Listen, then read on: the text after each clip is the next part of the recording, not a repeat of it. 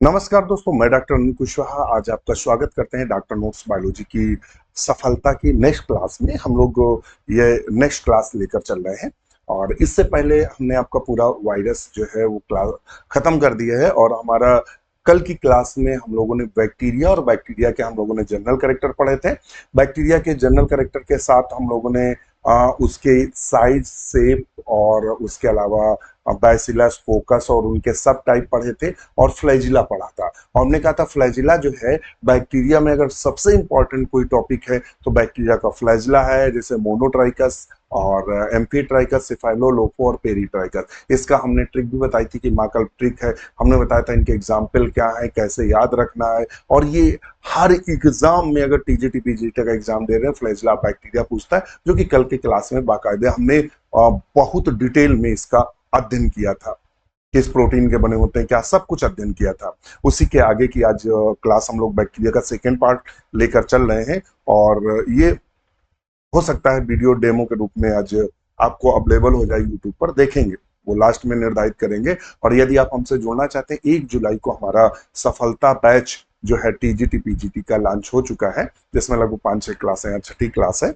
और इसमें कंप्लीट आपको थ्योरी क्लास मिलती है, कंप्लीट एमसीक्यू क्लास और ओल्ड सॉल्व क्वेश्चन पेपर का, पीडीएफ की लाइब्रेरी, डिस्कशन ग्रुप। और केवल 1300 में ऑफर चल रहा है। ये अगर आप कूपन कोड डालेंगे तो इतने में अवेलेबल होगी। और हमारा मंत्रा प्रैक्टिस सेट भी है, ध्यान में रखना, मंत्रा प्रैक्टिस सेट भी है जो 699 का है, जिसमें न्यू ट्रेंड क्वेश्चन ही रहेंगे। टीजीटी पीजीटी का जो पैटर्न बदला बिल्कुल सेम पैटर्न पे क्वेश्चन रहेंगे पूरे सिलेबस के। चलिए, तो हमारा कल के टॉपिक के बाद आज टॉपिक बनता है स्ट्रक्चर ऑफ बैक्टीरिया, बैक्टीरिया की संरचना, जो कि अभी हमने आप बनाकर रखी, जिससे हम लोगों का टाइम न टूटे। तो बैक्टीरिया का सबसे बाहरी परत को क्या बोलते हैं, यानी बैक्टीरिया जनरली 3 लेयर्ड होता है, 3 परतों वाला होता है। बाहरी परत को कैप्सूल कहते हैं, मध्य परत को सेल वॉल और अंदर वाली परत को सेल मेम्ब्रेन के नाम से जानते हैं। ठीक है, तो पहले तो हम इन परतों की बात करते हैं। तो पहली परत हमने ले ली कैप्सूल या स्लाइम लेयर, दूसरी सेल वॉल और तीसरी सेल। तो पहली परत हेडिंग डाल देते हैं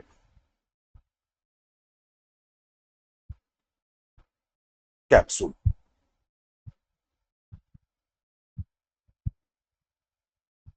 कैप्सूल कैप्सूल है क्या? कैप्सूल और स्लाइम लेयर, ध्यान रखना, कैप्सूल या स्लाइम लेयर। तो कहता है कैप्सूल आखिर है क्या, कौन सी बला है? तो हम आपको बता दें, जो कैप्सूल होता है तो कहता है प्रेजेंस, उपस्थित रहता है, और absence of capsule genetically genetically fixed. मतलब ध्यान में रखना, यह बैक्टीरिया के जेनेटिक मटेरियल पर निर्भर करता है कि कौन सा बैक्टीरिया कैप्सुलेटेड होगा, कौन नॉन कैप्सुलेटेड होगा। ध्यान में रखना, कैप्सूल की उपस्थिति और अनुपस्थिति इस आधार पर निर्भर करती है, किस आधार पर निर्भर करती है कि वो बैक्टीरिया का जेनेटिक मटेरियल कैसा है।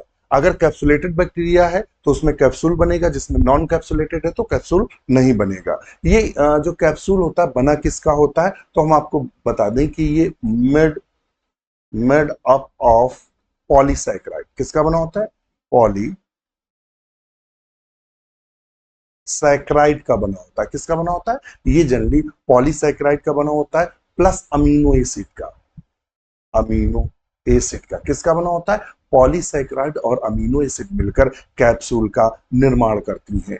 कैप्सूल के बेस के आधार पर अभी पीजीटी 2021 में क्वेश्चन पूछा था कि इनमें से वायरुलेंट कौन है। तो इसके आधार पर, कैप्सूल की उपस्थिति के आधार पर, बैक्टीरिया 2 प्रकार के होते हैं। एक होता है yes type bacteria. Yes type जो बैक्टीरिया होते हैं ये हाईली वायरुलेंट होते हैं, हाईली वायरुलेंट वायरुलेंट होते हैं। वायरुलेंट का मतलब हिंदी होती है उग्र होते हैं। कैसे होते हैं? उग्र। उग्र का मतलब रोग उत्पन्न करते हैं, घातक होते हैं। और दूसरे, और ये और कैसे होते हैं? ये कैप्सुलेटेड होता है। कैप्सुलेटेड, कैप्सुलेटेड का मतलब इनके ऊपर आवरण पाया जाता है। एग्जाम्पल के लिए ये समझ लो, जैसे मान लेते हैं ये हमारा एक बैक्टीरिया है,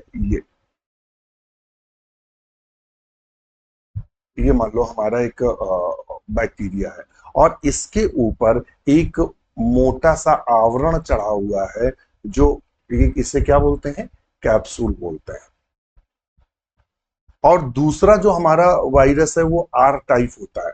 आर टाइप, आर टाइप क्या होता है, नॉन वायरुलेंट होता है, नॉन वायरुलेंट होता है। नॉन वायरुलेंट का मतलब क्या हुआ, उग्र नहीं होता है, यानी ये नॉन कैप्सुलेटेड होता है, इसके ऊपर कैप्सूल का अभाव होता है, ये उग्र नहीं होता। संयंत्र हिंदी में बोलेंगे तो ये संयंत्र प्रकार का होता है, नॉन कैप्सुलेटेड। समझ में आ गया। ये कैप्सूल की कहानी थी। किसकी कहानी थी, कैप्सूल की कहानी थी, ये ध्यान रखना। अच्छा, एक ये स्लाइम लेयर और कैप्सूल में अंतर क्या, थोड़ा सा ध्यान में रखना। यदि बैक्टीरिया, सॉरी इस ऐसे लिखते हैं, यदि बैक्टीरिया में केवल पॉलीसैकेराइड पाया जाएगा, क्या पाया जाएगा, यदि बैक्टीरिया में केवल पॉलीसैकेराइड पाया जाएगा, क्या पाया जाएगा, ओनली पॉलीसैकेराइड पाया जाएगा, तो वो लेयर कैसी होती है, तो ये जो लेयर होती है वो विस्कस होती है। कैसी होती है, विस्कस लेयर होती है, यानी लचीली होती है, जिसको हम स्लाइम लेयर बोलते हैं। क्या बोलते हैं, स्लाइम लेयर बोलते हैं। अगर इसी में अमीनो एसिड मिल जाए, यदि इसमें अमीनो एसिड मिल जाए, मान लेते हैं पॉलीसैकेराइड की केवल बनी है, तो ये परत थोड़ी सी लचीली होगी और सॉफ्ट होगी। यदि इसी में अमीनो एसिड मिल जाए तो ये दोनों मिलकर हार्ड हो जाते हैं, कठोर हो जाते हैं, और ये जो हार्ड संरचना है ये कैप्सूल कहते हैं। क्या कहते हैं, कैप्सूल के नाम से जानी जाती है। अब समझ में आ गया, नहीं समझ में आया, मतलब यदि केवल पॉलीसैकेराइड का लेयर बाहर वाला बना है तो वो बिस्कट होगा, तब हम स्लाइम लेयर शब्द का प्रयोग करेंगे। यदि इसमें नाइट्रोजिनस पदार्थ मिल जाए, नाइट्रोजिनस पदार्थ का मतलब यदि अमीनो एसिड मिल जाए, या कहीं कहीं बुक में लिखा रहेगा नाइट्रोजिनस सबिस्टेंस अगर मिल जाए, और नाइट्रोजिनस सबिस्टेंस का मतलब समझ रहे हो, अमीनो एसिड आदि अगर मिल जाती है तो ये कैसे हो जाते हैं, ये हार्ड हो जाते हैं। कैसे हो जाते हैं, ये हार्ड हो जाते हैं और कैप्सूल में परिवर्तित हो जाते हैं। ये थोड़ा सा आपको ध्यान में रखना है कि स्लाइम लेयर और कैप्सूल में अंतर क्या है, इसको थोड़ा सा आपको ध्यान में रखना है, कंफ्यूज नहीं होना है। हमारी जो सेकेंड लेयर आती है, हमारी द्वितीय परत आती है, वो आती है सेल वॉल। सेल वॉल से जो क्वेश्चन बना था वो असिस्टेंट प्रोफेसर का 2022 में जो 2022 में जो एग्जाम हुआ था, विज्ञापन 50 का, वहां एक क्वेश्चन बना था सेल वॉल से। सेल वॉल बैक्टीरिया का, देखिए कुछ टॉपिक बैक्टीरिया में से कॉमन है। बैक्टीरिया में से सबसे कॉमन टॉपिक है जहां से क्वेश्चन उठता है वो है फ्लैजिला। दूसरा क्वेश्चन कॉमन है सेल वॉल, यहां से बहुत क्वेश्चन उठता है, ध्यान में रखना। दूसरा फ्लैजिला, क्योंकि जो इसकी सेल वॉल होती है वो किसकी बनी होती है, तो कहता है made of polysaccharide protein and lipid, तीन चीजों से मिलकर बनी होती है। पहले नंबर पे पॉलीसैकेराइड, दूसरे पे प्रोटीन, तीसरे पे लिपिड। इन तीन चीजों से मिलकर इसकी कोशिका भित्ति, और सेल वॉल को क्या बोलते हैं, कोशिका भित्ति बनी होती है, इसकी इन तीन चीजों से मिलकर बनी होती है। विशेष पॉइंट है, उसको अलग कलर से लिखेंगे, विशेष point, in the cell wall of bacteria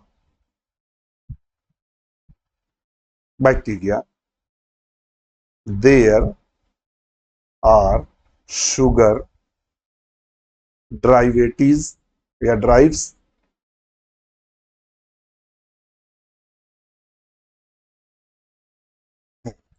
कौन कौन शुगर ड्राइवेटीज पाए जाते हैं, which are not found anywhere. ध्यान में रखना, यहां एक विशेष पिन लिखेंगे कि जो इसकी सेल वॉल में विशेष शुगर पाए जाते हैं, या विशेष मतलब कह सकते हैं विशेष प्रकार की शुगर पाई जाती है, वो और कहीं नहीं पाई जाती। तो ध्यान में रखना, लिखेंगे क्या, लिखेंगे which are not found anywhere where else. इसके अतिरिक्त और एल ई एस ई है, L E S E, else, इसके अतिरिक्त और कहीं भी नहीं पाई जाती है। ध्यान में रखना, क्या इसमें जो विशेष प्रकार की शुगर पाई जाती है सिर्फ बैक्टीरिया में ही पाई जाती है, इसके अतिरिक्त कहीं भी नहीं पाई जाती है। ठीक है। अच्छा, ये शुगर कौन सी है, ध्यान में रखना, ये शुगर आपको याद रखना, एग्जाम में पूछता है तो कौन सी शुगर है, दैट इज कौन सी है, एक पाई जाती है नैग और एक पाई जाती है नैन। दो कंडीशन है। नैग क्या है, इसको बोलते हैं एन एसिटिल ग्लूकोसामिन, ग्लूकोसामिन। और नैम को क्या बोलते हैं, नैम को बोलते हैं एन एसिटिल म्यूरेनिक एसिड, म्यूरेनिक एसिड। यानी दो पाई जा रही है, यन यानी नैग और नैम। कौन पाई जा रही है, नैग और नैम। देख लेते हैं, हमने नोट्स बनाए थे इसके। ये कौन पाई जा रही है, यन एस्टिल ग्लूकोसामिन, यन एस्टिल म्यूरेनिक एसिड। नैग और नैम दो सेल वॉल में मटेरियल पाए जाते हैं विशेष, वो हमने लिखा है, made of polysaccharide and protein and lipid की बनी होती है, contain unique sugar derivatives not found elsewhere. मतलब इसके अलावा ये कहीं भी नहीं पाई जाती है, जो हमने लिखा है वही है। ठीक है। और ये दो शुगर्स पाई जाती है, one unique components of the peptidoglycan. और ये क्या होते हैं, ये यूनिक कंपोनेंट है पेप्टिडोग्लाइकॉन के। पेप्टिडो आपसे एग्जाम में भर भर के क्वेश्चन पूछता है, अगर इस पे नजर डालेंगे, ये ग्राम पॉजिटिव है ग्राम नेगेटिव है, तो वो हम आपको दिखाएंगे। ये तो यार ध्यान में रखना, अगर आपसे पूछे कि इनकी जो सेल वॉल होती है वो किसकी बनी होती है, तो वहां एग्जाम में दिया रहता है पेप्टिडोग्लाइकॉन की बनी होती है। पेप्टिडोग्लाइकॉन दिया रहेगा या म्यूकोपेप्टाइड दिया रहेगा, म्यूकोपेप्टाइड दिया रहेगा। अगर म्यूकोपेप्टाइड नहीं दिया रहेगा तो म्यूरिन दिया रहेगा। अगर कभी भी सवाल पूछ दे कि बैक्टीरिया की सबसे ज्यादा क्वेश्चन पूछता है, मतलब एक स्टार लगा लो कि बहुत इंपॉर्टेंट है, इतना इंपॉर्टेंट है कि अगर पूछेगा बैक्टीरिया की सेल वॉल या प्रोकैरियोट्स की सेल वॉल किसकी बनी होती है, खासकर बैक्टीरिया में, तो वो बनी होती है पेप्टिडोग्लाइकॉन की। पेप्टिडोग्लाइकॉन होगा तो टिक करना है, ना हो तो म्यूकोपेप्टाइड दिया हो तो टिक करना है, वो भी ना दिया हो म्यूरिन। और ये म्यूरिन शब्द जो दिया था, ये असिस्टेंट प्रोफेसर जो बताया था अभी आपको, असिस्टेंट प्रोफेसर 2050 के विज्ञापन में, सॉरी विज्ञापन संख्या 50 में बॉटनी के में ये दिया था कि बैक्टीरिया की सेल वॉल किसकी बनी होती है, ऑप्शन था म्यूरिन। ठीक है, ध्यान में रखना। और ये बनी किसकी होती है म्यूरिन, तो कहता मेडाफा, ये जो म्यूरिन बनी होती है ये म्यूकोपॉलीसैकेराइड प्लस पॉलीपेप्टाइड की बनी होती है, म्यूकोपॉलीसैकेराइड प्लस पॉलीपेप्टाइड की बनी होती है। ध्यान में रखना। तो अगर पूछे कि ये पेप्टिडोग्लाइकॉन किसकी बनी होती है, ये किसकी बनी होती है, तो ये बनी होती है mucopolysaccharide, mucopolysaccharide plus polypeptide, polypeptide की बनी होती है। ध्यान में रखना, ये विशेष है, ये बैक्टीरिया की सेल वॉल से सबसे ज्यादा क्वेश्चन पूछता है। तीनों ऑप्शन ध्यान रखना, इसी को पेप्टिडोग्लाइकॉन बोलते हैं, म्यूकोपेप्टाइड बोलते हैं, म्यूरिन बोलते हैं, अथवा अथवा लगा हुआ है, तो ये नोट कर लीजिएगा ये देखकर। ठीक है, इसको आपको ध्यान में रखना है। अब एक चीज विशेष है कि ग्राम स्टेनिंग क्या होता है, ग्राम स्टेनिंग क्या होता है, इसको ध्यान में रखना। ग्राम स्टेनिंग किसने दिया, किसने डिस्कवर्ड किया, ये देख लेते हैं, और ग्राम स्टेनिंग एक्चुअली में होता क्या है। ठीक है, तो ग्राम स्टेनिंग इसमें है, स्लाइड बनाई थी हमने, कहा था, चलो पहले ग्राम स्टेनिंग इसमें दिया है, नहीं मिसिंग किया हुआ, चलो मैं बताता हूँ, बोलते छोड़ो। हाँ, समझ में आ गया। सेल वॉल, अब आता है सेल वॉल के बेस पर, ध्यान में रखना, सेल वॉल के बेस पर हम बैक्टीरिया को दो भागों में बांटते हैं, उसके करेक्टर के आधार पर, उसके करेक्टर के बेस पर बैक्टीरिया को दो भागों में बांटते हैं। एक बोलते हैं, ऐसे बोल लो, ग्राम पॉजिटिव बैक्टीरिया,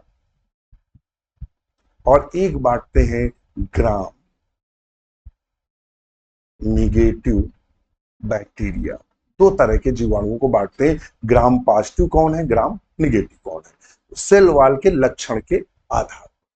तो ये जब मतलब बांटने का श्रेय जाता है तो एक तकनीक विकसित हुई, आपने बीएससी में पढ़ा होगा, ग्राम स्टेनिंग। क्या होता है, ग्राम स्टेनिंग तकनीक जो विकसित हुई, ग्राम स्टेनिंग। ग्राम स्टेनिंग का मतलब लैब में हम बैक्टीरिया का कलर करते हैं, माइक्रोस्कोप में लगा के देखते हैं और उससे यह निर्धारित करते हैं कि बैक्टीरिया हमारा ग्राम पॉजिटिव है या बैक्टीरिया हमारा ग्राम निगेटिव है। ठीक है, ये समझ में आ गया। तो इसको दिया किसने था, तो डिस्कवर्ड बाय किसने खोजा था इस तकनीक को, तो वो थे डेनिस के साइंटिस्ट और डेनिस फिजिशियन थे। उनका नाम क्या था उन डेनिस फिजिशियन का, तो उनका जो नाम था वो था क्रिस्टियन ग्राम। कब दिया था, 1884 में दिया था, यानी क्रिस्टियन ग्राम ने। आपसे एग्जाम में पूछता ग्राम स्टेनिंग को किसने खोजा था या इस तकनीक को किसने इनोवेट किया था, इस तकनीक को किसने दिया था, तो आंसर करेंगे क्रिस्टियन ग्राम ने 1884 में दिया।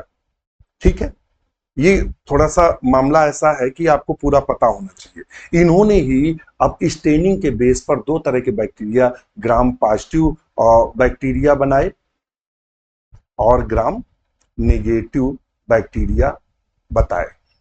स्टेनिंग होती क्या है उसकी भी चर्चा कर लेते हैं। तो ग्राम स्टेनिंग प्रोसेस क्या होती है,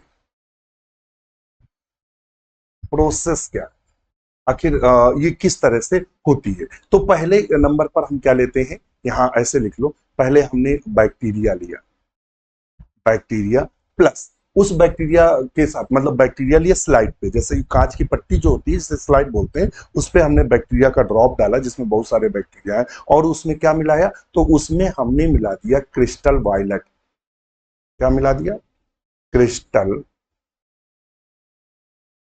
वायलेट मिला दिया। ये स्टेन, जैसे आप लैब में सेफ्रेनिन और फास्ट ग्रीन मिलाते हैं स्लाइड बना, वैसे ही क्रिस्टल वायलेट हमने मिला दिया। तो ये जो बैक्टीरिया थे ये किस कलर के हो गए, तो ये कहता हो गए पर्पल कलर के। कैसे हो गए, पर्पल कलर के। फिर इसको हमने कुछ देर बाद, आफ्टर कब, आफ्टर 30 सेकेंड, 30 सेकेंड बाद, जो स्लाइड हमारी ये थी इस तरह की, जो हमारी स्लाइड थी, पर्पल कलर कौन सा है, चलो यही कर, मान लो ये हमारी स्लाइड थी पर्पल कलर की। अब इस स्लाइड को 30 सेकेंड बाद हम क्या करते हैं, 30 सेकेंड बाद कहता है इसको हम रेनाइज करते हैं, मतलब धोते हैं, with slide with water, rinse the slide with water, जल के साथ यानी पानी के साथ इसको धोते हैं। ठीक है, फिर जब उसको धोया, धोने के बाद फिर उसमें हमने क्या मिलाया, तो कहता solution of potassium iodide, solution of potassium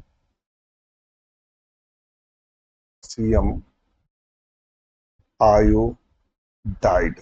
ये थोड़ा सा अंदर कर लो जिससे याद बना रहे, किस सोल्यूशन का प्रयोग करते हैं, पोटेशियम आयोडाइड, इसको भी अंदर कर लो।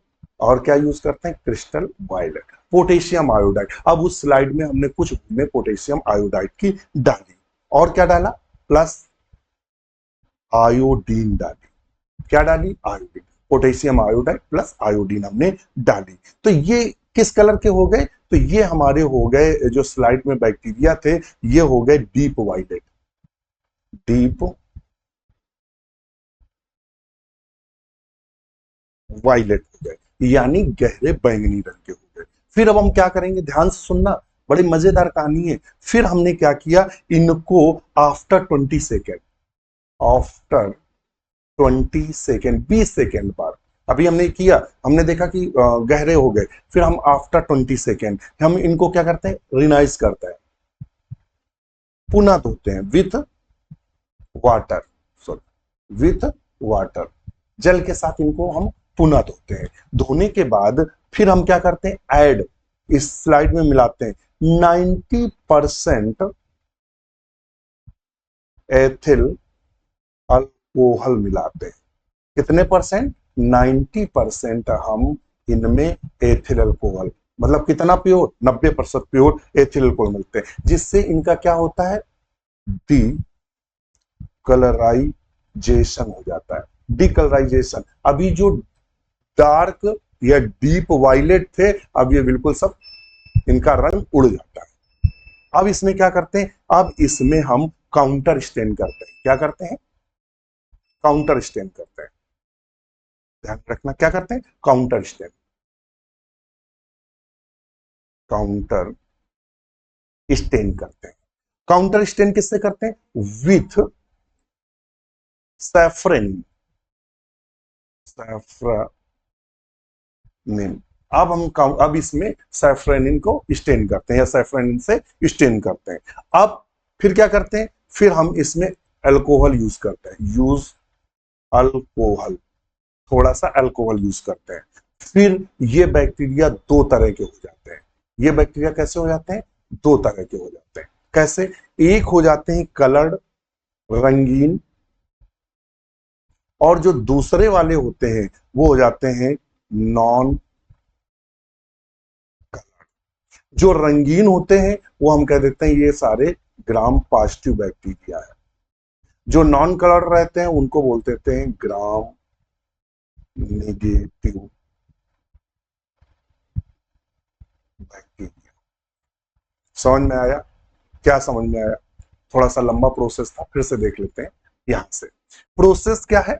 प्रोसेस ये है कि हमने बैक्टीरिया लिया, आपसे पूछेगा क्या मिलाते हैं, तो क्रिस्टल वायलेट मिलाते हैं जिससे ये बैंगनी रंग के हुए। फिर हमने उनको 30 सेकेंड बाद उसको पानी से, स्लाइड को हल्का हल्का पानी डाल के धुलते हैं। फिर 30 सेकेंड बाद हम उसमें पोटेशियम आयोडाइड मिला देते हैं, जिस और आयोडीन मिलाते हैं, जिससे डीप वायलेट हो जाते हैं। डीप वायलेट होने के बाद फिर उसको हम पानी से धोते हैं और 90% एथिल अल्कोहल मिलाते हैं। एथिल अल्कोहल मिलाते ही इनका रंग उड़ जाता है, सारे के सारे बैक्टीरिया कलरलेस हो जाते हैं। फिर उसमें हम सैफरनिन मिलाते हैं। सैफरनिन मिलाने के बाद जैसे ही हम उसमें अल्कोहल की कुछ बूंदे डालते हैं तो कुछ बैक्टीरिया तो मतलब रंगीन बने रहते हैं, कलर बने रहते हैं, पर्पल कलर के बने रहते हैं या वायलेट कलर के बने रहते हैं, और कुछ का रंग उड़ जाता है। जो पर्पल कलर के होते हैं तो ये कह देते हैं कि ये पर्पल कलर वाले या वायलेट कलर वाले जो है ये ग्राम पॉजिटिव है, और जिनका रंग उड़ गया है वो ग्राम निगेटिव है।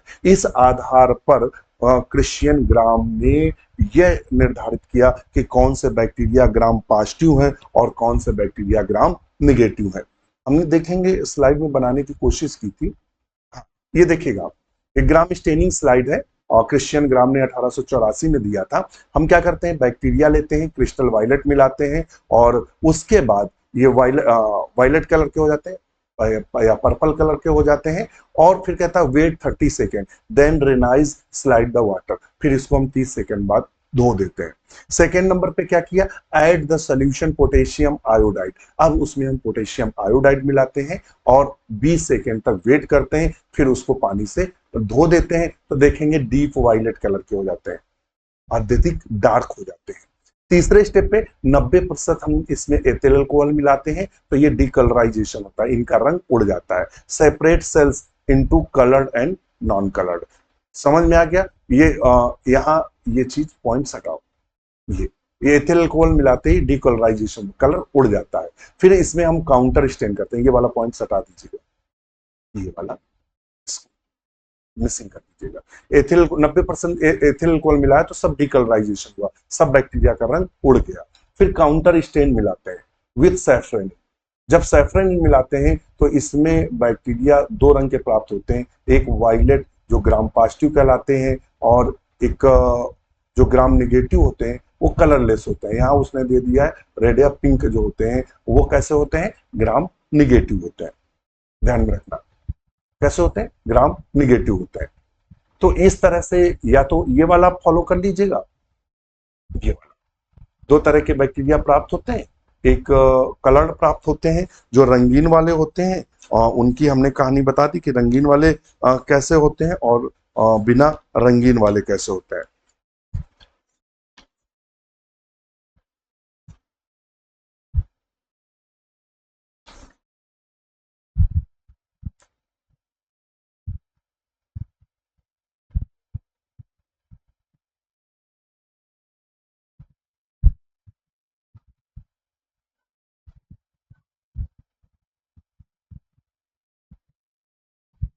समझ में आ गया।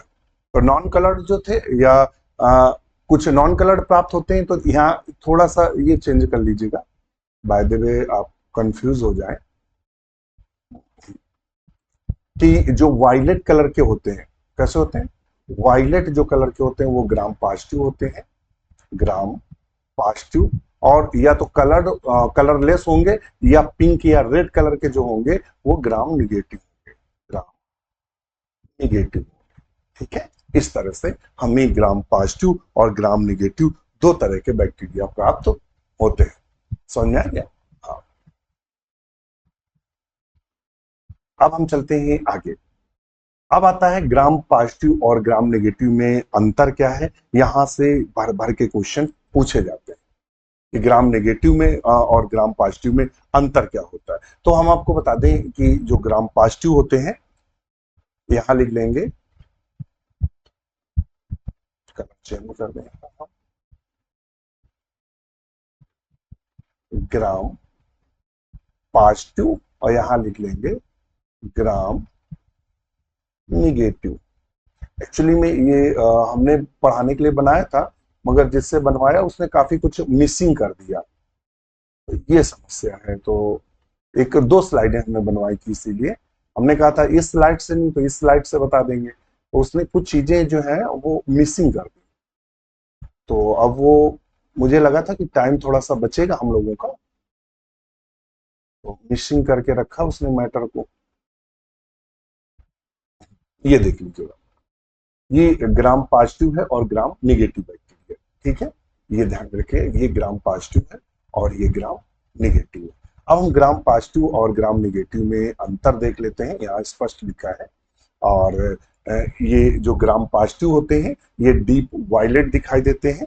कैसे दिखाई देते हैं, डीप वायलेट दिखाई देते हैं। ग्राम निगेटिव जो है पिंक और पिंक या रेड दिखाई देते हैं। कैसे दिखाई देते हैं, पिंक या रेड दिखाई देते हैं। अंतर है इनकी सेलवाल में। अगर अंतर बताएं तो जो ग्राम पॉजिटिव होते हैं सिंगल लेयर्ड होते हैं, एक परत के बने होते हैं, सिंगल परत वाले होते हैं। और इनकी जो बाय लेयर्ड होती है सेलवाल की, वो 150 से लेकर 200 एंगस्ट्रॉम थिक होती है। यानी इनकी जो बाय परत होती है वो काफी मोटी होती है।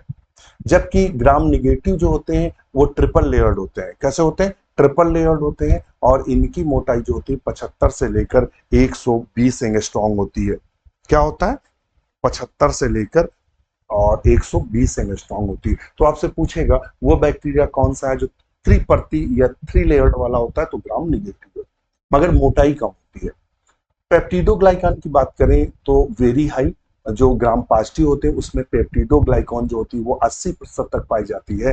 जबकि ग्राम निगेटिव में पेप्टिडोग्लाइकॉन जो होती है 3 से 12%। अगर आपसे एग्जाम में पूछेगा अंतर, कई बार टीजीटी पीजीटी में पूछा गया है कि पेप्टिडोग्लाइकॉन किस में कम पाई जाएगी, तो आप ग्राम निगेटिव में कम पाई जाएगी, पॉजिटिव में ज्यादा पाई जाएगी। लिपिड कंटेंट पूछ देता है तो ग्राम जो पॉजिटिव है उसमें लिपिड कम पाया जाता है, 1 से 4% पाया जाता है। जबकि जो ग्राम नेगेटिव है उसमें जो पाया जाता है वो 11 से 22% तक पाया जाता है, यानी ज्यादा पाया जाता है। टिकोइक एसिड, ये पीजीटी और टीजीटी में 2 से 3 बार क्वेश्चन बन चुका है कि टिकोइक एसिड प्रेजेंटेड, तो वहां ऑप्शन देता है ग्राम पॉजिटिव नेगेटिव या दोनों में, ऐसे देता है। तो टिकोइक एसिड ग्राम पॉजिटिव में उपस्थित रहता है और टिकोइक एसिड ग्राम नेगेटिव में अब्सेंट रहता है। ध्यान में रखना, ये बहुत क्वेश्चन पूछा जाता है, खासकर टिकोइक एसिड वाला।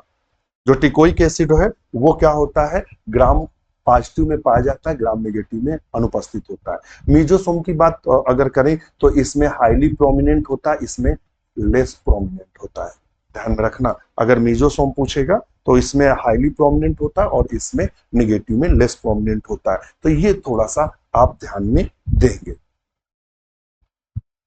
हाँ, और लिपिड तो हमने 1 से 4% वाला करा ही दिया है। तो ये मुख्य अंतर है जो टीजीटी पीजीटी के एग्जाम में, वो चाहे एसर्सन रीजन में क्वेश्चन दे ग्राम पॉजिटिव नेगेटिव को फंसा के, या एसर्सन रीजन वाला दे, या स्टेटमेंट बेस्ड दे, या एनालिटिकल दे, तो इन चीजों को आपको प्रॉपर रूप से याद कर, हमने बिल्कुल शॉर्ट में रखा है। आप जब बुक में पढ़ेंगे तो बहुत सारे पॉइंट दिए हैं, हमने वही पॉइंट यहाँ उठाए हैं जो एग्जाम के लिए इंपॉर्टेंट है। जो एग्जाम के लिए इंपॉर्टेंट नहीं थे हमने उसको मिस कर दिया है। ठीक है, अब हमारी वो दूसरे पे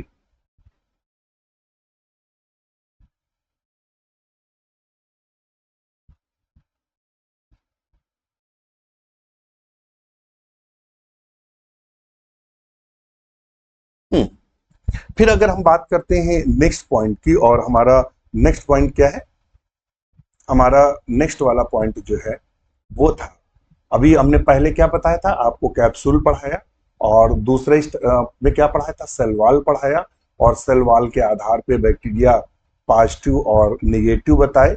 और अब हमारी तीसरी है सेल मेम्ब्रेन, हेडिंग है तीसरी सेल मेम्ब्रेन। तो हम तीसरी हेडिंग लेके चलेंगे, सेल मेम्ब्रेन या साइटोप्लाज्मिक मेम्ब्रेन।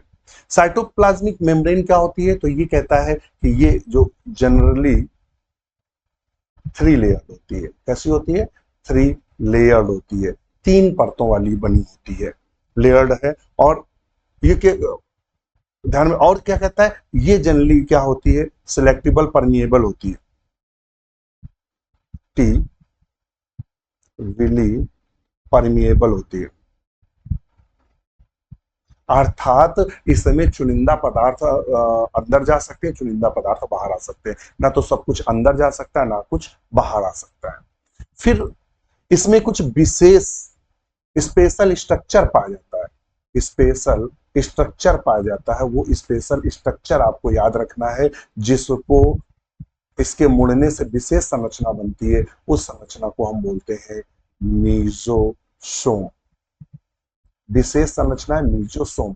तो ये मीजोसोम कहाँ पाया जाता है, तो हम चलेंगे अगर अपने पिक्चर पर, और पिक्चर को अगर देखेंगे, यही तो बनाया था पिक्चर, ये जो उंगली के आकार की आप इस तरह की मुड़ी हुई ये ऐसी संरचना देख रहे हैं, इसी संरचना को हम मीजोसोम के नाम से जानते हैं। यहाँ से क्वेश्चन टीजीटी पीजीटी में मल्टीपल टाइम पूछा जाता है। तो ये क्या होता है, एक्चुअली में जो सेल मेम्ब्रेन होती है, सेल मेम्ब्रेन जगह जगह मुड़ जाती है, और ये क्या है, ये मान लो हमारी है सेल मेम्ब्रेन, सेल मेम्ब्रेन ये क्या होती है, अंगुली के नुमा जगह जगह पर इस तरह से ये मुड़ जाती है। इस मुड़ी हुई संरचना को हम मीजोसोम के नाम से जानते हैं। किसके नाम जानते हैं, मीजोसोम के नाम से जानते हैं। ये होती कैसी है, तो मीजोसोम अगर बोलेंगे तो ये सर्कुलर होती है, सर्कुलर का मतलब गोलाकार, क्वाइल्ड बॉडी होती है, coiled body present on membrane, present on membrane, अर्थात कहां पाई जाती है, ये सेल मेम्ब्रेन के ऊपर पाई जाती है। यानी सेल मेम्ब्रेन जगह जगह, जैसे ये है सेल मेम्ब्रेन जा रही है, मान लो कहीं ऐसे मुड़ गई, ये सेल मेम्ब्रेन है कहीं मुड़ गई ऐसी, तो ये ठूंठ जैसी संरचना है, इसे मीजोसोम के नाम से जानते हैं। यहां से क्वेश्चन क्या बनता है, ध्यान में रखना, मीजोसोम से, तो मीजोसोम से क्वेश्चन बनता है, मीजोसोम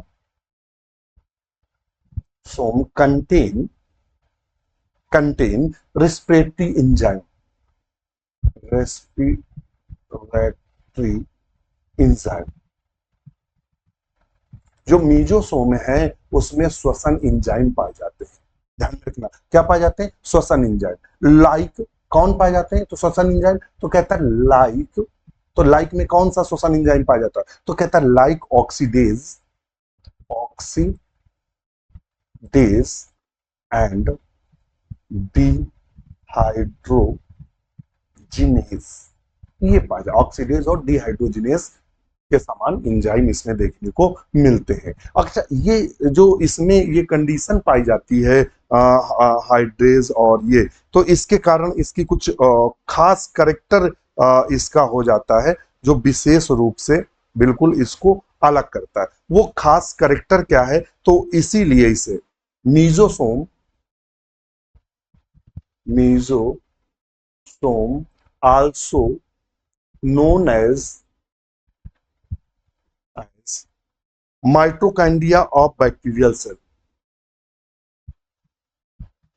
माइटोकॉन्ड्रिया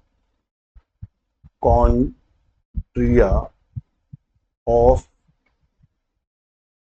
बैक्टीरियल सेल, इसको बैक्टीरिया कोशिका का माइटोकॉन्ड्रिया कहते हैं। ध्यान में रखना, माइटोकॉन्ड्रिया अब्सेंट होता है, तो आपसे पूछेगा कि जो बैक्टीरिया है उसमें कौन सी संरचना है जो माइटोकॉन्ड्रिया के समजात होती है, वो कौन सी संरचना है जो माइटोकॉन्ड्रिया के समजात होती है, ध्यान में रखना, मीजोसोम में, सॉरी बैक्टीरिया में, तो आपका आंसर होगा मीजोसोम। मीजोसोम यूकैरियोटिक कोशिका के माइटोकॉन्ड्रिया के समझात होती, क्योंकि इसमें रिस्पिरेटरी श्वसन संधि एंजाइम जैसे कि ऑक्सीडेज डिहाइड्रोजिनेज जैसे एंजाइम पाए जाते हैं। इसलिए इसको और किसके नाम से जानते हैं, तो और हम इसको कॉन्ड्रियोइड्स के नाम से जानते हैं, कॉन्ड्रियोइड्स के नाम से, कॉन्ड्रोइड्स के नाम से जानते हैं। पूछेगा कॉन्ड्रोइड्स, तो इसको हम कॉन्ड्रोइड्स के नाम से भी जानते हैं, ध्यान में रखना। हाँ, generally found in gram positive bacteria, gram positive bacteria generally सबसे ज्यादा प्रभावी रूप से ग्राम पॉजिटिव में पाए जाते हैं, ग्राम नेगेटिव में पाए जाते हैं, मगर रेयर पाए जाते हैं। इसको ध्यान में रखना, ठीक है। ये थोड़ा सा स्पेशल पॉइंट था। तो ये हमारा था मीजोसोम, ठीक है। दूसरा मीजोसोम का फंक्शन की बात करें तो मीजोसोम माइटोकॉन्ड्रिया बैक्टीरियल सेल बोलते हैं, और कहता है दे हेल्प, और ये क्या करता है, help in equal distribution of nuclear material, ध्यान में रखना। अर्थात अगर यहां चलेंगे तो जो इनका जेनेटिक मटेरियल है, कहां चला गया, ये जेनेटिक मटेरियल यानी जो न्यूक्लियोइड है, यानी इसमें जो डीएनए आरएनए है, उसको कोशिका में इक्वली डिवाइड रखने का कार्य करता है। समझ में, इक्वली डिवाइड रखता है यानी पूरी कोशिका में फैलाए रखता है। तो आपसे फंक्शन पूछेगा तो उसको भी आपको बताना रहेगा कि इसका एक फंक्शन ए भी है, ध्यान में रखना। क्या कि यह न्यूक्लियर मटेरियल को इक्वल डिस्ट्रीब्यूट करने में मदद करता है। दूसरा फंक्शन क्या है, दूसरा फंक्शन है, कहता है न्यूक्लियर मटेरियल कब डिस्ट्रीब्यूट कर, मटेरियल ड्यूरिंग, इस पूरा लिख लो sentence, during binary fusion, binary fusion, जब द्विविभाजन होता है उस समय यह न्यूक्लियर मटेरियल को पूरी कोशिका में फैलाए रखता है, ठीक है। तो ये था हमारा मीजोसोम। मीजोसोम के बाद नेक्स्ट पॉइंट जो हमारा आता है वो आता है, एक विशेष पॉइंट है, पिली और फिम्बरी। पिली और फिम्बरी क्या होता है, पिली और फिम्बरी, तो कहता है यह बैक्टीरिया पर, ध्यान में रखना, यह बैक्टीरिया पर हेयर लाइक आउटग्रोथ होती है। क्या होती है, हेयर लाइक आउट ग्रोथ होती है, हेयर नुमा आउट ग्रोथ होती है ऑन बैक्टीरिया, बैक्टीरिया पर हेयर। अगर इसका चित्र बनाएंगे तो जैसे मान लेते हैं ये बैक्टीरिया है, ये तो इसमें इस तरह के कुछ हेयर नुमा संरचनाएं निकली रहती हैं, ये ऐसे कुछ हेयर नुमा इस तरह से संरचनाएं निकली रहती हैं। ये फ्लैजिला नहीं है, मैं अभी बताऊंगा आपको। इस तरह से कुछ हेयर नुमा संरचनाएं निकली रहती है, ध्यान रखना। और जो फ्लैजिला होता है वो कैसा होता है, तो फ्लैजिला इस तरह से मोटा होता है, ये मान लो, ठीक है। तो ये जो हेयर नुमा संरचनाएं आउटग्रोथ पाई जाती हैं बैक्टीरियल सेल सरफेस पे, सेल सरफेस पे, ठीक है, आउटग्रोथ हेयर के नुमा होती हैं, जिसे हम पिली के नाम से जानते हैं या फिम्बरी के नाम से इनको हम जानते हैं। पिली या फिम्बरी के नाम से इनको जनरली जानते हैं, ठीक है। अच्छा, समझ में आ गया। ये हमारा क्या है, ये हमारा है फ्लैजिला, और ये हमारी क्या है, पिली, ठीक है। ये फिर कहता है ये बनी किसकी होती है, तो ये कलर दूसरा ले लें, कलर हो सकता समझ में आए। ये बनी किसकी होती है, made up of pilin protein, made up of pilin protein. अगर पूछेगा किसकी बनी होती है, तो ये पिलिन प्रोटीन की बनी होती है। ये विशेष ध्यान रखना, किसकी बनी होती है, पिलिन प्रोटीन की बनी होती है। फिर दूसरा कैरेक्टर क्या है, जनरली फाउंड इन, ये कहां पाई जाती हैं, तो कहता है generally found in, generally found in negative bacteria, gram negative bacteria. अब यहां से क्वेश्चन बनेगा कि जो फिम्बरी या पिलीन होती हैं वो किस में पाई जाती हैं, तो आंसर होगा कि ये जो पाई जाती हैं वो ग्राम नेगेटिव बैक्टीरिया में पाई जाती हैं। किसमें पाई जाती हैं? ग्राम नेगेटिव बैक्टीरिया में देखने को मिलती हैं। ध्यान में रखना, जनरली जो होती हैं ग्राम नेगेटिव बैक्टीरिया में देखने को मिलती हैं, लेकिन फ्यू, कुछ कंडीशन में few in gram positive bacteria, ये भी ध्यान में रखना। मतलब ग्राम नेगेटिव में पाई जाती हैं, लेकिन रेयर केस में ग्राम पॉजिटिव में भी देखने को मिलती हैं। तो जनरली अगर पूछेगा, आप वहां ऑप्शन में ग्राम पॉजिटिव नेगेटिव दिया रहे, तो फिर आप वहां ग्राम नेगेटिव को लगा के आएंगे। ठीक है, इसको ध्यान रखना। फिर कहता है ये होते कितने टाइप के? तो 8 टाइप के होते हैं, 8 प्रकार की होती हैं। ये रोइनुमा जो संरचना होती है कितने प्रकार की होती है? तो कहता है ये 8 प्रकार की होती हैं। वो 8 प्रकार कौन कौन से हैं? तो कहता है type first, type second, type third, type fourth, type fifth, type six, type six के बाद एट्थ है डायरेक्ट, 5 6 7 7 है, और एफ टाइप, ये है type. First second third fourth fifth six seven, 7 ये होगा और एक एक आप टाइप। तो टोटल कितने प्रकार की होती है? ये 8 प्रकार की होती है।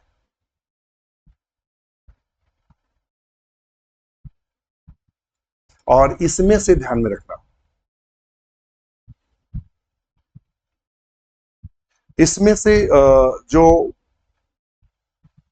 फर्स्ट है, ध्यान में रखना, इसमें जो फर्स्ट है और फर्स्ट एंड यफ जो है, ये वाला यफ और ये वाला फर्स्ट, ये जो दोनों है फर्स्ट और ये, फर्स्ट और ये कार्ड, इनको हम किसके नाम से जानते हैं? तो कार्ड सेक्स पिली के नाम से जानते हैं। आपसे पूछेगा कि इन 8 में से सेक्स पिली कौन है जो इनको सेक्स के समय सपोर्ट करती हैं? तो फर्स्ट और यफ जो है वो सेक्स पिली के नाम से जानी जाती है। किसके नाम से जानी जाती हैं? तो वो सेक्स पिली के नाम से जानी जाती है। अगर इनके फंक्शन की बात करें कि इसका सेक्स पिली का कार्य क्या है, तो कार्य भी लिख लेते हैं। तो कार्य कहता है फॉर्मेशन ऑफ कंजुगेशन ट्यूब। ये क्या करती है? तो फॉर्मेशन ऑफ कंजुगेशन ट्यूब, ये किसका निर्माण करती है? कंजुगेशन ट्यूब का। अगर कंजुगेशन ट्यूब अगर समझना है तो जैसे एक ये बैक्टीरिया है, मान लो ये यफ फैक्टर वाला है, यफ फैक्टर पाया जा रहा है, ठीक है, यफ फैक्टर पाया जा रहा है, और एक ये यफ निगेटिव फैक्टर वाला है, ठीक है। तो इसकी जो पिलीन होती है, मान लेते हैं ये पिलीन निकली है, इसकी ये पिलीन निकली है ये, और इसकी पिलीन निकली है ये। तो ये आपस में इसकी इसकी पिलीन जुड़कर बीच में एक ब्रिज का निर्माण कर देती है, जिससे इसका जेनेटिक मटेरियल इसमें आ जाता है, ठीक है। तो ये एक ब्रिज का काम करती है, कब? कंजुगेशन के समय। जब ये कंजुगेशन करते हैं, संयुग्मन करते हैं दो बैक्टीरिया, जब हम लास्ट में पढ़ाएंगे, तो ये उसके ब्रिज का कार्य करती है। और दूसरा फंक्शन क्या है? तो कहता है help in attachment of other cell, other cell. फिर दैट इज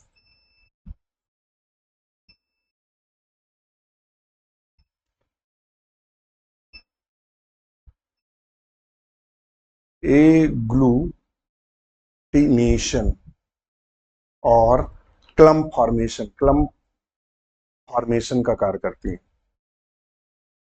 क्लम्प फॉर्मेशन और एक एग्लूटिनेशन का मतलब होता है दो का चिपकना, जैसे ये आपस में चिपक रहे हैं, और ये जो बीच में ब्रिज बनेगा इसे बोलते हैं क्लम्प फॉर्मेशन। तो ये बन गया हमारा क्लम्प, ठीक है, क्लम्प का निर्माण करते हैं। तो ये हमारा जो कार्य था वो किसका कार्य था? तो वो हमारा कार्य हमने आपको बता दिया, किसका? पीली या फिमरी का कार्य था। ध्यान में रखना।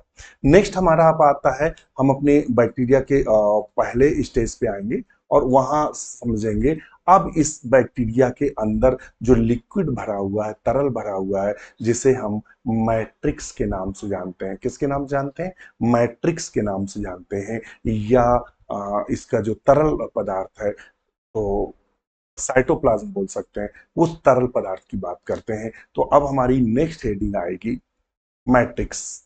तो अब हम हेडिंग डाल देते हैं मैट्रिक्स। मैट्रिक्स, मैट्रिक्स क्या है? तो हमारा ये मान लेते हैं बैक्टीरिया है, और बैक्टीरिया के अंदर जो पूरा लिक्विड पार्ट भरा हुआ है ये ऐसे, वो बोलेंगे मैट्रिक्स।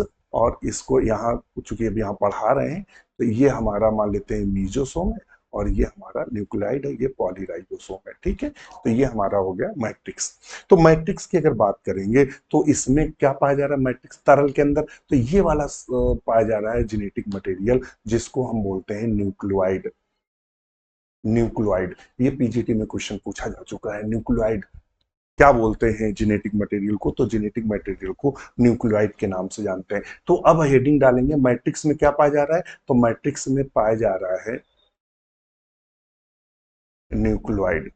न्यूक्लियोइड को और किसके नाम से जानते हैं? तो इसको हम बैक्टीरिया में जीनोफोर के नाम से जानते हैं। जीनोफोर। तो एग्जाम में आपसे क्वेश्चन पूछता है कि बैक्टीरिया की genetic material are known as, bacterial genetic material, bacteria का आनुवंशिक पदार्थ क्या कहलाता है? जीनोफोर। तो आंसर करेंगे जीनोफोर या न्यूक्लियोइड।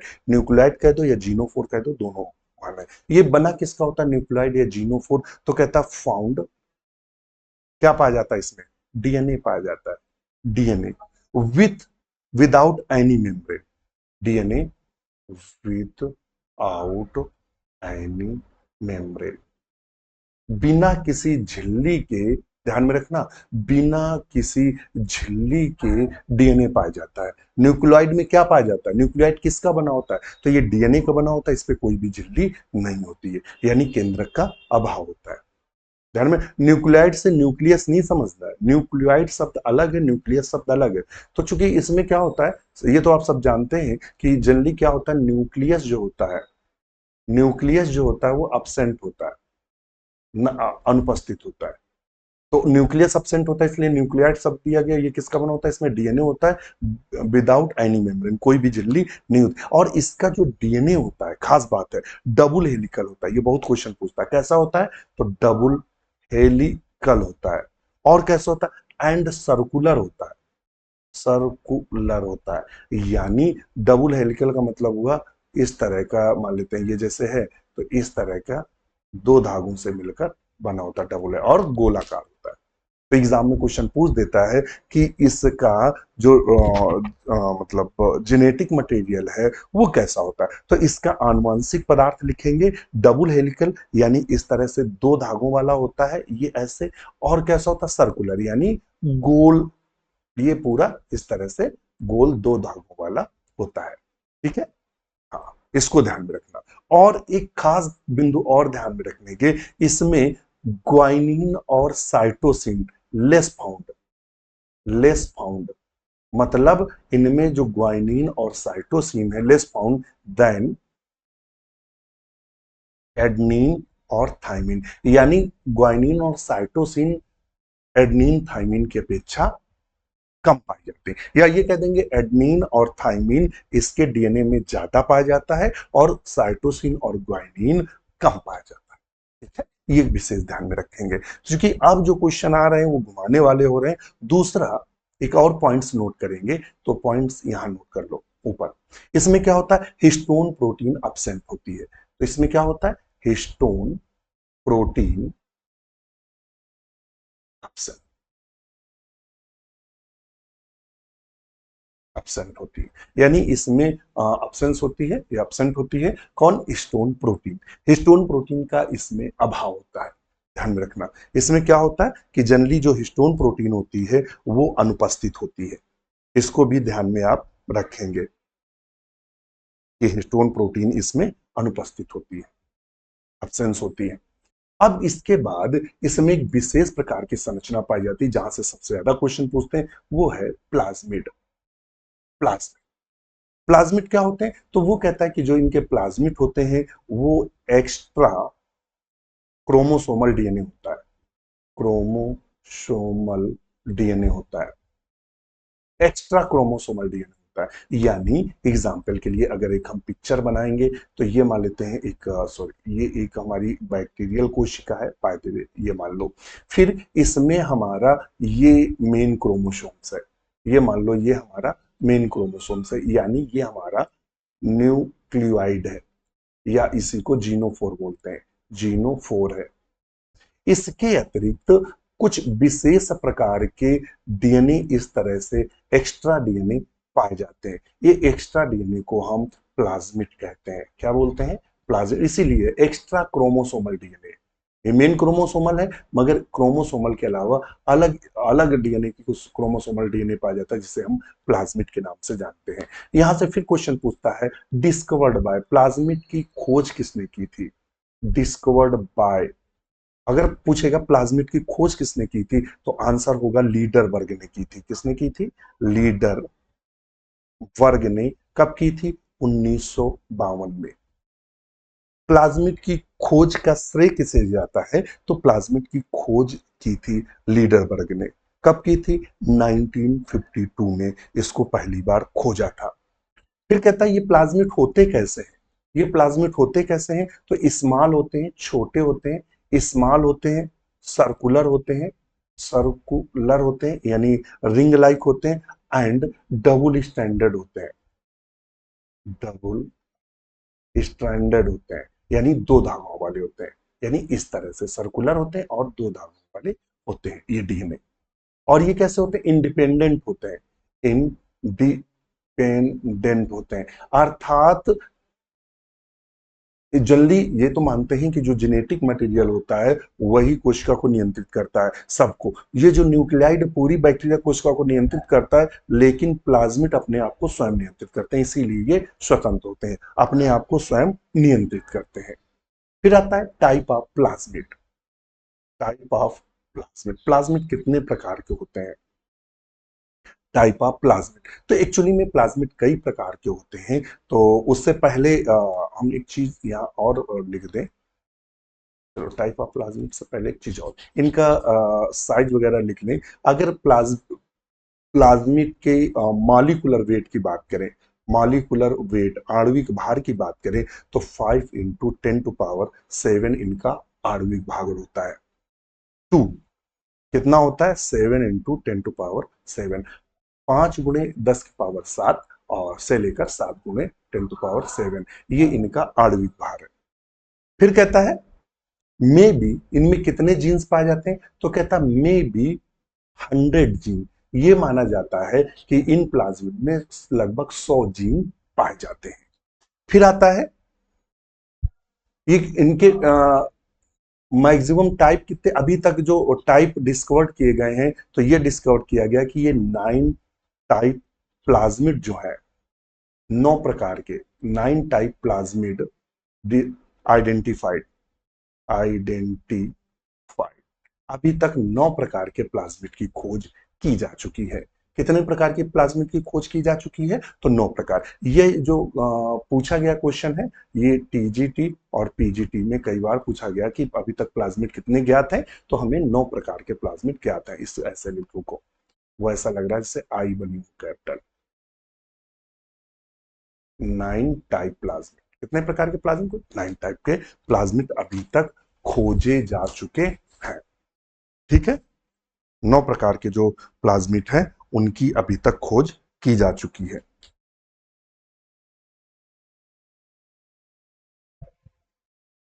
मुख्य जो प्लाज्मिड है, वो मुख्य प्लाज्मिड कौन कौन से हैं जिनकी अभी तक खोज की जा चुकी है? उन मुख्य प्लाज्मिड पे थोड़े से नजर डाल लेते हैं।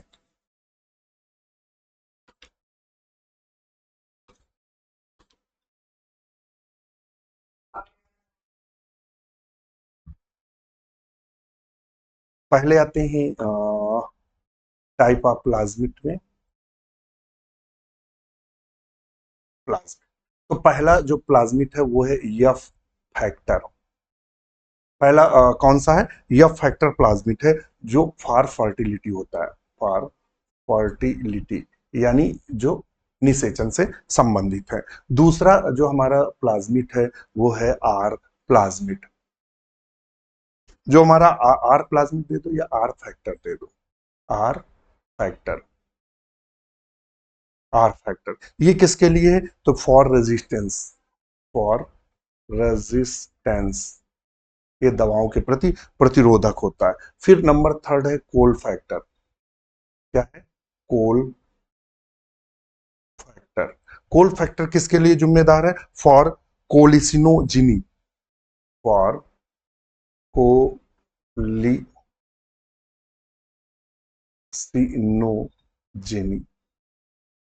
ध्यान रखना। फिर उसके बाद ये जो है ये तीन मुख्य हैं, और फिर ढेर सारे हैं जो हमसे ना एग्जाम में पूछे जाते हैं ना हम लोग उसकी चर्चा करते हैं। तो ये मुख्य तीन फैक्टर्स हैं जो एग्जाम में पूछे जाते हैं। जिसमें कोल फैक्टर पाया जाता है, ये कोलिसिन नाम का एक पदार्थ उत्पन्न करते हैं। जिस मीडियम में ये ग्रो कराए जाते हैं उस मीडियम के सारे बैक्टीरिया को किल कर देते हैं। ठीक है, तो ये मुख्य प्रकार के जो हमारे प्लाज्मिड थे वो हमने चर्चा कर दी है। चलते हैं नोट्स पर। ये पीली फिमरी दिया हुआ है, न्यूक्लियाइड आपको दिया हुआ है, और प्लाज्मिड हो गया। प्लाज्मिड ये दिए हुए हैं, वो मैंने पहले से बना के रखे थे नोट्स। और कोल फैक्टर कोलिसोजेनिक होता है, 9 टाइप होते हैं। फिर आता है एपीसोम, किसे कहते हैं, ध्यान में रखिएगा। एपीसोम किसे कहते हैं? तो कहता है एक्स्ट्रा न्यूक्लियर जेनेटिक मटेरियल जो होता है दैट में रिमेन इंटीग्रेटेड और इन फ्री स्टेट। जैसे यह फैक्टर है, टेम्परेट फेज है। All plasmid are episome but episome are not plasmid. अगर हम राइबोसोम की बात करें, राइबोसोम की, तो इसमें 70 प्रकार के राइबोसोम बैक्टीरिया में देखने को मिलते हैं। कौन से राइबोसोम देखने को मिलते हैं? 70 प्रकार के राइबोसोम देखने को मिलते हैं। अगर इसमें देखें कौन सा ग्रेन्यूल पाया जाता है, तो इनमें ग्रेन्यूल फैटी एसिड के ग्रेन्यूल पाए जाते हैं बैक्टीरिया कोशिका के अंदर। इससे ही कोशिका है तो ये कुछ विशेष प्रकार के पदार्थ पाए जाते हैं। इसमें फैटी एसिड है, लिपिड के ग्रेन्यूल है, पॉलीहाइड्रोक्सो ब्यूट्रिक एसिड के ग्रेन्यूल्स पाए जाते हैं। इसके अलावा वॉल्यूटिन ग्रेन्यूल्स पाए जाते हैं। फर्स्ट रिपोर्टेड इन स्पाइरुलम, ये ध्यान में रखना। अगर आपसे पूछेगा वॉल्यूटिन ग्रेन्यूल सर्वप्रथम किसमें खोजे गए थे, तो स्पाइरुलम जो है, स्पाइरुलम जो है उस बैक्टीरिया में इसको खोजा गया था। फिर बहुत अच्छा क्वेश्चन, स्टोरेज फूड मटेरियल, ध्यान रखना। बैक्टीरिया का बैक्टीरिया का स्टोरेज फूड मटेरियल क्या है? फूड मटेरियल क्या है? संचित भोज्य पदार्थ क्या है? तो ग्लाइकोजन है। क्या है? ग्लाइकोजन, ये दिया है। स्टोरेज फूड मटेरियल जो है वो ग्लाइकोजन है। जैसे हम लोगों का स्टोरेज फूड मटेरियल क्या है? ग्लाइकोजन, क्योंकि लीवर में। तो वैसे ही इनका भी स्टोरेज फूड मटेरियल ग्लाइकोजन, इनका भी है, फंगस का भी स्टोरेज फूड मटेरियल ग्लाइकोजन। ठीक है, अब आता है न्यूट्रिशन ऑफ बैक्टीरिया। बैक्टीरिया की अगर हम पोषण की बात करते हैं कि बैक्टीरिया किस प्रकार से पोषण करते हैं, तो देख लेते हैं। क्लास ज्यादा लंबी ना हो, मुझे लगता है बहुत लंबी होने जा रही। अगली जो कल चर्चा करेंगे तो हम न्यूट्रिशन ऑफ बैक्टीरिया की करेंगे, या बैक्टीरिया में पाए जाने वाले पोषण की चर्चा करेंगे। ठीक है, जिसमें से हेटरोट्रॉपिक और कौन बैक्टीरिया कौन से किस में आते हैं हम उनकी चर्चा करेंगे। और कल की ही क्लास में हम लोग इसका बेस्ट टॉपिक जो है रिप्रोडक्शन की चर्चा करेंगे। और कल ही टाइम मिला तो कल थोड़ी क्लास लंबी और कर लेंगे, तो कल ही हम इसका इकोनॉमिक इंपॉर्टेंट जो है जहां से भर भर के क्वेश्चन बनते हैं उसको भी खत्म करने की कोशिश करेंगे। तो आज के लिए इतना ही। वीडियो कैसा लगा कमेंट जरूर करिएगा। इसी के साथ हमें आज्ञा दीजिए। नमस्कार।